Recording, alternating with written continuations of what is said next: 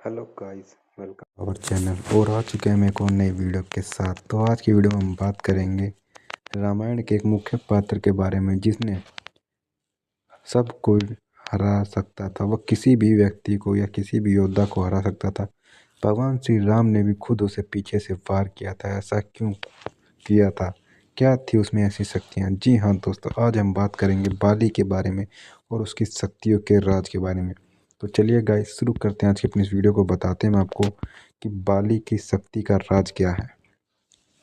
वानर राज बाली किष्किंधा का राजा था और सुग्रीव का बड़ा भाई था। बाली का विवाह वानर वैदराज सुषेण की पुत्री तारा के साथ संपन्न हुआ था।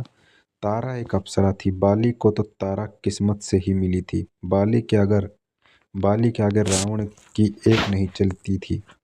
तब रावण ने क्या किया, यह देखें। बाली के पिता का नाम वानर श्रेष्ठ ऋक्ष था। बाली के धर्म पिता देवराज इंद्र थे। बाली का एक पुत्र था जिसका नाम अंगद था। बाली गदा और मल्ल युद्ध में पारंगत था। उसमें लड़ने की शक्ति भी थी। धरती पर उससे सबसे शक्तिशाली माना जाता था, लेकिन उसमें साम्राज्य विस्तार की भावना नहीं थी। वह भगवान सूर्य का उपासक और धर्म परायण था। हालांकि उसमें दूसरे के कई दुगुण थे, जिसके चलते उसको दुख का झेलना पड़ा। रामायण के अनुसार बाली को उसके धर्म पिता इंद्र से एक स्वर्ण हार प्राप्त हुआ था। इस हार की शक्ति अजीब थी। इस हार का ब्रह्मा ने मंत्रयुक्त करके यह वरदान दिया था कि इसको पहनकर बाली जब भी रणभूमि में अपने दुश्मनों का सामना करेगा तो उसके दुश्मन की आधी शक्ति छीन हो जाएगी और उसकी आधी शक्ति बाली को प्राप्त हो जाएगी। इसी कारण से बाली लगभग अजय था। कहा जाता है कि माया नामक असुर स्त्री के दो पुत्र थे, मायावी तथा दुंदुभि। दुंदुभि महिषी रूपी असुर था। दुंदुभि को अपनी शक्ति पर दंभ हो गया। वह पहाड़ के सामने दिखाई देता था। उसने सबसे पहले सागर राज को युद्ध के लिए ललकारा, लेकिन सागर राज ने कहा कि ऐसे वीर से वह युद्ध करने में असमर्थ है। आपको तो गिरियों के राजा हिमवान को ललकारना चाहिए। हालांकि सागर राज दुंदुभि के दंभ को तोड़ सकते थे, लेकिन उन्होंने ऐसा नहीं किया। सागर राज की तरह ही हिमवान ने कहा कि तुम्हारे जैसे वीर को इंद्र के पुत्र बाली से युद्ध करना चाहिए। तब दुंदुभि ने किष्किंधा के द्वार पर जाकर बाली को ललकारा।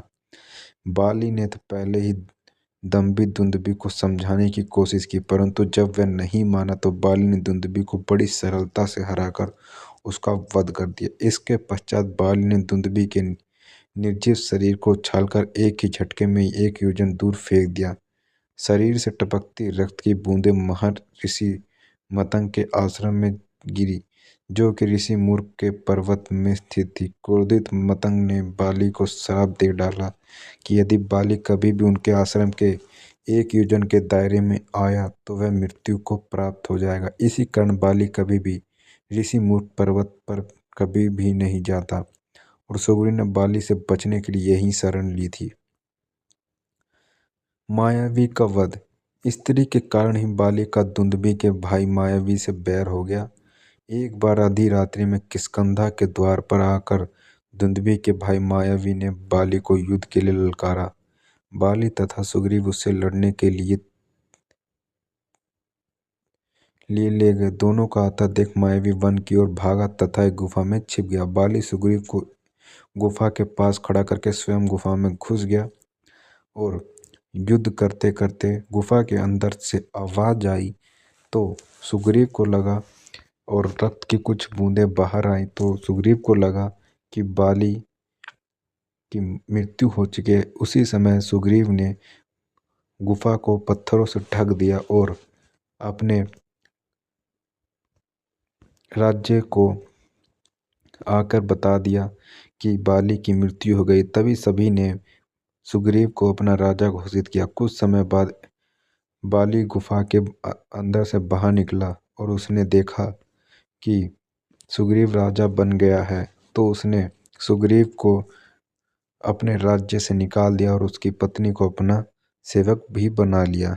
इसी चलते सुग्रीव ने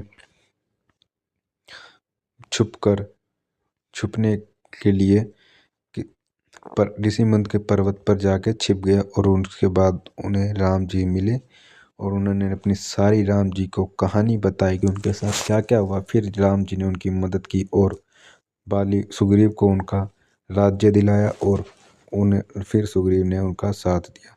तो ये थी गाइस आज की हमारी वीडियो, जिसमें हमने जाना कि बाली की शक्ति का राज क्या था और कैसे बाली ने अपने राज्य पर कब्जा किया। तो उम्मीद करता हूँ गाइस ये वीडियो आपको अच्छी लगी। वीडियो अच्छी लगी तो वीडियो को लाइक करना, चैनल पर नया है तो चैनल को सब्सक्राइब करना। तो मिलते हैं गाइस नेक्स्ट वीडियो में।